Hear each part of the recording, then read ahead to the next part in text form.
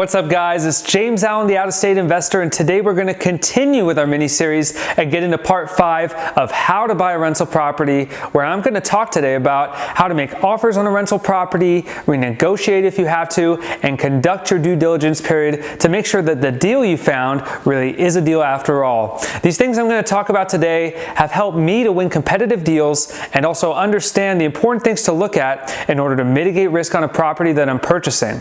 Now, if you're just tuning in and you haven't seen parts 1 to 4 of this series yet, be sure to check out those videos to get a complete picture of how to buy a rental property.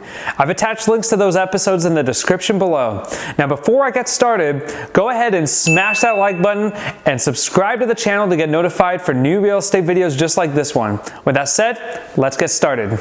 When making offers on an investment property, you're going to need to start off by understanding if you're in a buyer's market or a seller's market. In a buyer's market, listings take longer to sell, so there's more room for negotiating. Whereas in a seller's market, properties can go into escrow within a few days of being listed and can have multiple offers. You can get an idea of this actually by just talking with your realtor, or you can figure this out on your own by just taking the total number of houses currently on the market and divide that number by the amount of houses that sold last month. This will tell you how many months of inventory there is. Typically 6 months of inventory is seen as a balanced market. Below that would be a seller's market, and above that would be a buyer's market. Now, before you start making offers, it is important to know what a good deal looks like. And aside from running the numbers on a property and figuring out your return on investment and all that good stuff, a good way to know what a good deal looks like is to analyze at least 100 deals in your area to get familiar with what a normal deal looks like. Run the numbers and check the price per square foot on every property you analyze.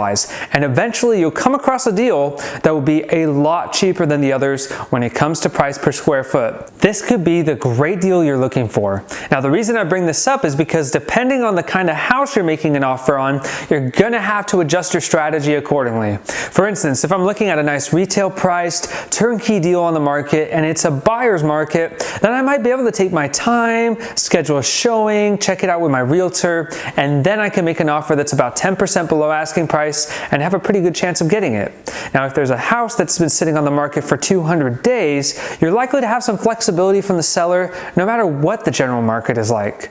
But if you find a good deal and it just hit the market, let's say it's noticeably cheaper than all the other properties and the numbers on this property work great as a rental property. Well, the thing is every investor in town is going to jump on that deal and try to get that for themselves. So in these cases, I'm going to give you 7 tips of how you can compete against your competition so that you have a chance to win these kind of deals. Number 1. Cash is king. For the best deals that are listed on the market, a cash offer is an absolute must if you're going to stand a chance against the other investors. If you don't offer cash, and it really is a home run kind of deal, then there will be others that are willing to offer cash. Now, oftentimes sellers would actually rather take a lower amount of money in cash rather than taking the risk of accepting an offer from a buyer getting a loan. Now, the reason for this is there's a much higher chance of buyers with loans falling out of escrow. And if they did fall out of escrow, then the seller's house might be on the market for 30 or 40 days at this point, and that could be very frustrating for a desperate seller that's trying to get rid of their house. Number 2. Terms. It's not always the highest price that wins. The terms of a deal can play a huge role in determining which deal that the seller ends up taking.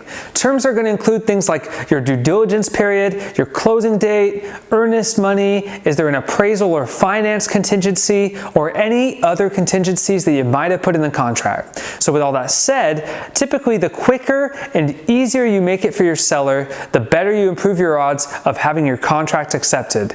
But you want to be careful and make sure you're still protecting yourself. I've seen some crazy offers before. One of them, when a buyer in a hot Atlanta market offered way over asking price with 0 days due diligence and about a $30,000 earnest money deposit without ever seeing the property.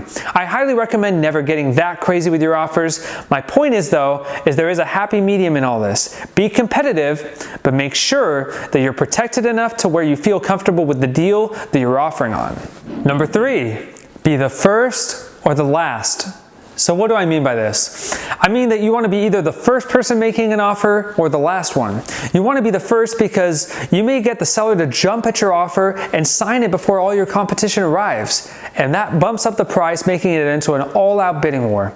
You want to be the last because the houses that have been sitting on the market for a long period of time will be more than likely to have extremely motivated sellers that just want to get rid of their house at a discount price. These are often great people to send lowball offers to, and they may end up countering anything that you throw their way just to get some sort of action going.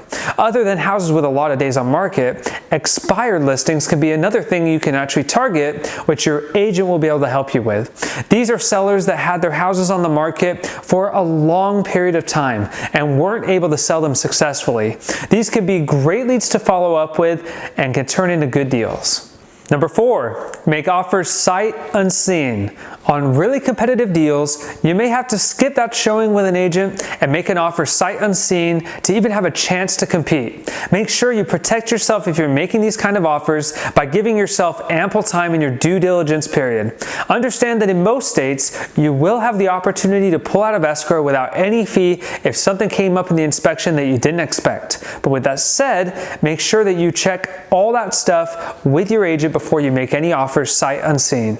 Number 5, stick to your numbers. It's so easy to convince yourself and think it's just $5,000 more, or try to justify in your head that maybe you should just take the deal even though it doesn't fit your numbers. Now, there can be some valid exceptions to this, like if it's really close to your numbers and you're factoring in the opportunity cost of finding another deal like that, but don't completely compromise your goals just to jump in on some average deal. Stick to your numbers and it will eventually work out. You won't get every offer accepted, and honestly, you really shouldn't be getting every offer accepted, otherwise you're most likely overpaying for the property.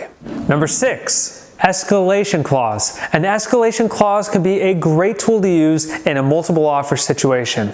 It basically lets a home buyer say, I will pay X price for this home, but if you receive a higher offer from another buyer, I'm willing to increase my offer to Y price. An example of this would be if I made an offer for $92,000, but I put an escalation clause up to $100,000. You see, you can actually set your increments to whatever you like. For instance, if someone offered higher than you could set it up so that your bid will automatically be about $1,000 higher, $500 higher, $2,000 higher until you reach your maximum offer. Just make sure that you're positive it's going to be a multiple offer situation. Otherwise, you are basically laying all your cards on the table, and that definitely won't help you out when it comes to negotiating. Number 7, multiple offers. Another way to increase your chances is to make multiple offers. Like I mentioned before, some sellers are more interested in terms and some are more interested in price. So one example of giving multiple offers would be if you made a financed offer with a longer closing time for $70,000 and made another offer, all cash, with quick close and little to no contingencies for $60,000. Now the seller has a choice on which one suits his needs better. Now, there is one more tip that I recommend, although it has nothing to do with being competitive. For properties that are already rented out, whether single family or multifamily, you should request to receive the security deposits and prorated rents at the closing table. The prorated rent is when you just divide up the monthly rent into the amount of days that the month has left. For instance, if you were to close on the 20th of April, then because there are 10 days left in the month, you would actually get 1/3 of the rent at the closing table. This is definitely not seen as uncommon practice, but on one of my first deals, the owner refused to give it to me because it was not stated in the contract. So I learned from that point to never assume that they'll give you the security deposit and the prorated rents. Protect yourself and always put it in the contract. Once you finally got an offer accepted, you're officially in escrow. You'll likely have to pay your earnest money deposit within the next few days. Your earnest money deposit is basically a tiny deposit that you contribute after getting a deal accepted. It's kept in an escrow account, and normally buyers will offer about 1% of the purchase price for their earnest money. Now, the earnest money deposit does count towards your down payment or purchase price of the house, and it's also kept as sort of a security in case you were to pull out of the deal after all your contingencies were done. And if you were to pull out after these contingencies, then you would end up forfeiting your earnest money. Now, with that said, when you start the escrow process, your due diligence period also begins the day you sign a binding agreement. So you're going to want to get moving right away and start this process. The way I break this down for 1 to 4 unit properties is into 2 different categories: financial and physical. So let's start with financial. For your financial due diligence, I always ask for my tenant leases, rent rolls, a 12-month operating statement, a list of any recent major repairs done on the property, and I ask them which tenants are current or behind on their rent.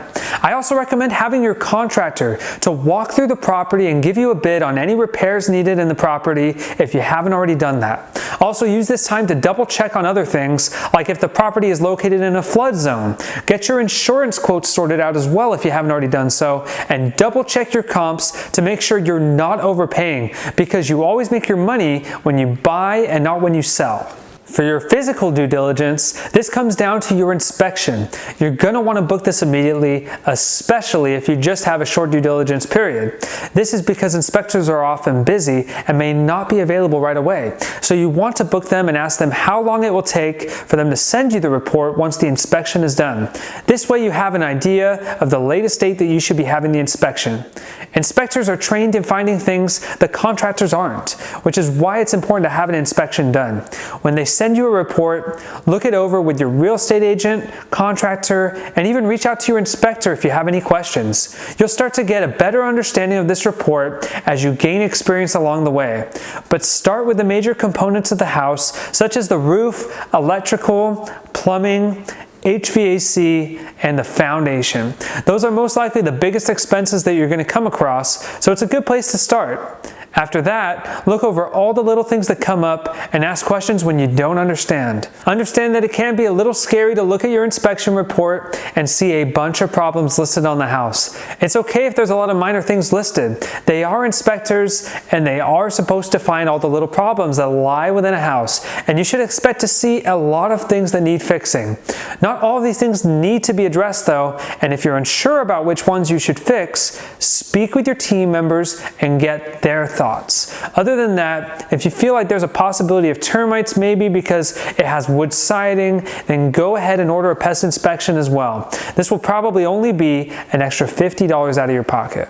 After you've finished your financial and physical due diligence, you may or may not feel like it's still a good deal for you. That's fine either way, but if there's nothing too serious that's a complete deal breaker, you can always renegotiate during your due diligence period and try to get the price that will make the numbers work for you. Don't get into the habit of putting out a bunch of offers and just pulling out because of little minor problems that you see. You'll start to come across the same agents and they'll stop taking your offers seriously. Don't get me wrong, I'm not saying to take a bad deal or take a deal that doesn't meet your criteria, but at the same time, try to renegotiate rather than pull out of the deal altogether. Unless the items that come up are complete deal breakers, then you really do want to pull out at that point. In conclusion, these are the things I recommend when you're making offers and conducting your due diligence period. There can be a lot of risk involved when buying real estate, especially when you're buying houses that need repairs or major rehab. And look, when you're getting started, you're not going to know all the answers yourself, so make sure you really lean on your more experienced team members or reach out to your mentor if there's something you're not sure about. As always, guys, thank you for watching this video. I hope you gained some great insight today. I'm really trying to break this down as straightforward as possible for you, and I'm posting new videos every Friday. If you enjoyed this video, go ahead and smash that like button and subscribe to the channel if you haven't already done so. Also, comment down below and give me your thoughts on the video. It really motivates me to keep making these videos when I see your feedback. Lastly, stay up to date with me on Instagram @TheOutOfStateInvestor. Thanks again for watching, and I'll see you on the next one.